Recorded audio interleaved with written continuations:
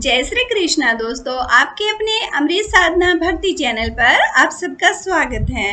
दोस्तों, आज की इस वीडियो में हम हरतालिका तीज की पौराणिक व्रत कथा आप लोगों के लिए लेकर आए हैं। दोस्तों, जैसे कि आप जानते ही हैं कि अभी आषाढ़ का महीना चल रहा है और श्रावण मास के लगते ही त्योहारों का आरंभ हो जाता है। सबसे पहले जो हमारा त्योहार आता है वो होता है तीज का त्योहार। और दोस्तों, जो व्यक्ति तीज के व्रत को रखते हैं, जो पुरुष या महिलाएं इस व्रत को करते हैं, भगवान महादेव और महादेवी की अपार कृपा उन पर बरसती है। तो आइए दोस्तों, महादेव और महादेवी को प्रणाम करते हुए हम हरतालिका तीज व्रत कथा का श्रवण करते हैं। ओम नमः शिवाय। ओम त्र्यंबकम यजामहे सुगंधिम पुष्टिवर्धनम उर्वारुकमिव बंधनात् मृत्युर्मुक्षीयमामृतात्। और आइए दोस्तों, अब माता रानी को प्रणाम कर लेते हैं। ओम सर्व मंगल मांगल्ये शिवे सर्वार्थ साधिके शरण्ये त्र्यंबके गौरी नारायणी नमोस्तुते। अथ हरतालिका तीज व्रत कथा।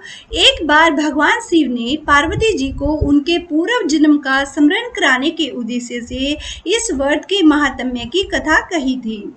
श्री भोले शंकर जी बोले कि हे गौरी, पर्वतराज हिमालय पर स्थित गंगा के तट पर तुमने अपनी बाल्यावस्था में 12 वर्षों तक अधोमुखी होकर घोर तप किया था और इस अवधि में तुमने बिल्कुल भी अन्न को ग्रहण नहीं किया। पेड़ों के सूखे पत्ते चबाकर ही तुमने इस व्रत को पूर्ण किया था और माघ की विकराल शीतलता में भी तुमने निरंतर जल में प्रवेश करके तप किया। वैशाख की जला देने वाली गर्मी में तुमने पंचाग्नि से शरीर को तपाया और श्रावण की मूसलाधार वर्षा में खुले आसमान के नीचे बिना अन्न जल ग्रहण किए ही तुमने समय व्यतीत किया। तुम्हारे पिता तुम्हारी कष्ट साध्य तपस्या को देखकर बड़े दुखी होते थे, उन्हें बड़ा क्लेश होता था। तब एक दिन तुम्हारी तपस्या और पिता के क्लेश को देखकर नारद जी तुम्हारे घर पर पधारे और तुम्हारे पिता ने हृदय से अतिथि सत्कार करके उनके आने का कारण पूछा।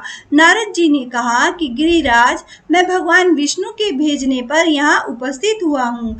आपकी कन्या ने बड़ा कठोर तप किया है, इससे प्रसन्न होकर वे आपकी पुत्री से विवाह करना चाहते हैं।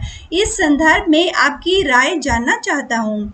नारद जी की बात सुनकर गिरिराज गदगद हो उठे। उनके तो जैसे सारे क्लेश ही दूर हो गए। प्रसन्नचित होकर वे बोले कि श्रीमान, यदि स्वयं विष्णु मेरी कन्या का वरण करना चाहते हैं तो भला मुझे क्या आपत्ति हो सकती है? वे तो साक्षात ब्रह्म हैं। हे महर्षि, यह तो हर पिता की इच्छा होती है कि उसकी पुत्री सुख संपदा से युक्त पति के घर की लक्ष्मी बने।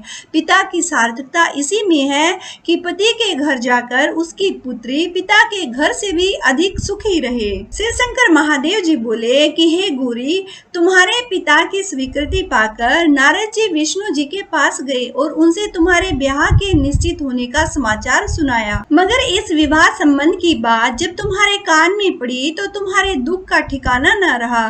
तुम्हारी एक सखी ने तुम्हारी इस मानसिक दशा को समझ लिया और उसने तुमसे उस विक्षिप्तता का कारण जानना चाहा। तब तुमने उसे बताया कि मैंने तो सच्चे हृदय से भगवान शिव शंकर का वरण किया है, किंतु मेरे पिता ने मेरा विवाह विष्णु जी से निश्चित कर दिया। मैं विचित्र धर्म संकट में हूँ, अब क्या करूँ? प्राण छोड़ देने के अतिरिक्त अब कोई भी उपाय शेष नहीं बचा है। तुम्हारी सखी बड़ी ही समझदार और सूझबूझ वाली थी। उसने कहा कि सखी, प्राण त्यागने का इसमें कारण ही क्या है? संकट के मौके पर धैर्य से काम लेना चाहिए और नारी के जीवन की सार्थकता इसी में है कि पति रूप में हृदय से जिसे एक बार स्वीकार कर लिया उसी का ही वरण करे। सच्ची आस्था और एक निष्ठा के समक्ष तो ईश्वर को भी समर्पण करना पड़ता है। मैं तुम्हें घनघोर जंगल में ले चलती हूँ, जो साधना सतली भी हो और जहाँ तुम्हारे पिता तुम्हें खोज भी ना पाए।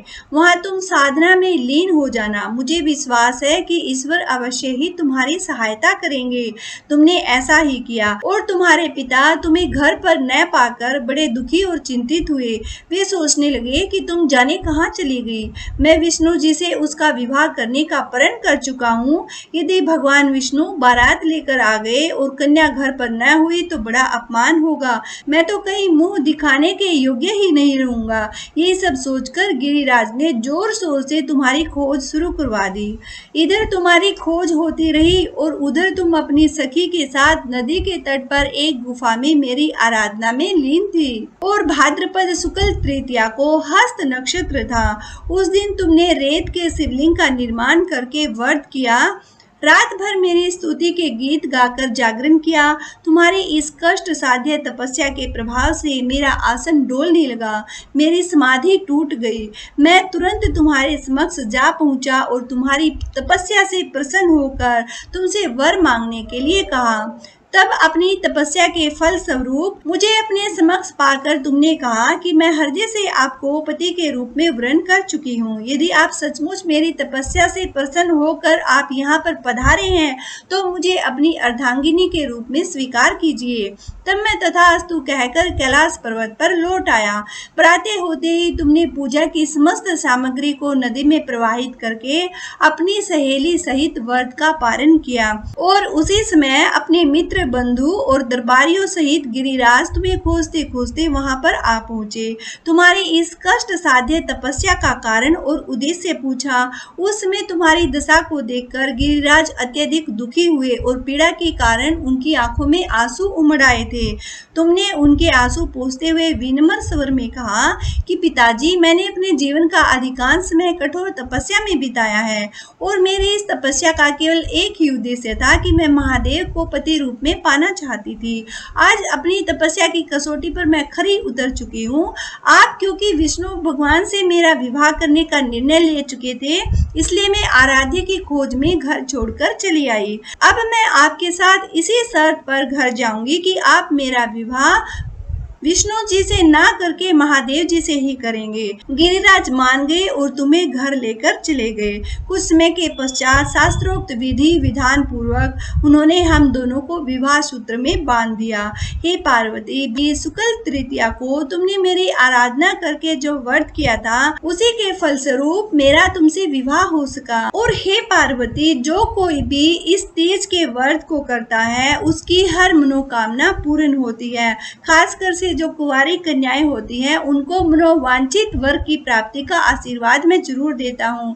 इसलिए सौभाग्य की इच्छा करने वाले प्रत्येक युवक युवती को यह व्रत पूरी एक निष्ठा और आस्था के साथ करना चाहिए। उम्मीद करती हूँ ये वीडियो आपको जरूर पसंद आई होगी। तो दोस्तों, वीडियो को आप ज्यादा से ज्यादा भक्तजनों के पास शेयर कीजिएगा ताकि ये जानकारी सब लोगों तक पहुँचे और महादेव की भक्ति भी जन जन तक पहुँचे। दोस्तों, कम से कम अपने 21 मित्रों तक इस जानकारी को आप जरूर शेयर कीजिएगा क्योंकि सावन का महीना अभी आ रहा है। तो दोस्तों, वीडियो को ज्यादा से ज्यादा शेयर करना ना भूलिएगा और चैनल को अगर आपने सब्सक्राइब नहीं किया है तो चैनल को सब्सक्राइब कर लीजिएगा।